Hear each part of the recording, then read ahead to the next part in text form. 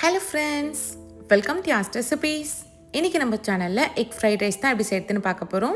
என்னதான் fried rice வீட்டில் செஞ்சாலும் கடையில் வாங்கி சாப்பிட்ற டேஸ்ட் வரலன்னு நினச்சிங்கன்னா இந்த மாதிரி ட்ரை பண்ணி பாருங்கள். டேஸ்ட் சூப்பராக இருக்கும். கடாயில் 3 ஸ்பூன் எண்ணெய் சேர்த்துக்கலாம்.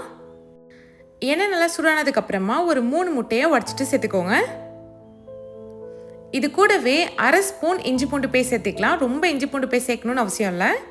இப்போ இதை நல்லா வதக்கி எடுத்துக்கலாம். முட்டை உங்களுக்கு எவ்வளோ வேணுமோ அத்தனை நீங்கள் சேர்த்துக்கோங்க. நான் 2 பேர் சாப்பிட்ற அளவுக்கு இன்றைக்கி செய்கிறேன். முட்டை பார்த்தீங்கன்னா லைட்டாக இந்த மாதிரி ஈரப்பதம் இருக்கணும். அப்போ தான் நம்ம சேர்க்குற காய்கறி எல்லாமே இந்த முட்டையோடு சேர்ந்து வரும். இதில் அரை வெங்காயத்தை லைட்டாக கையால் கசக்கிட்டு சேர்த்துக்கோங்க. ஒரு கைப்பிடி முட்டைக்கோஸ் எடுத்துருக்கேன், அதையும் சேர்த்துக்கலாம். கொஞ்சமாக கேரட் சேர்த்துக்கோங்க.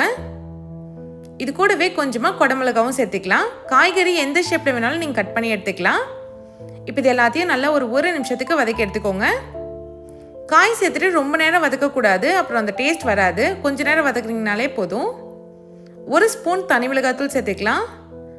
1 ஸ்பூன் சிக்கன் 65 மசாலா சேர்த்துக்கோங்க. இதில் வேறு எந்த மசாலா பொடியும் சேர்க்கல. 1 ஸ்பூன் உப்பு சேர்த்துக்கோங்க.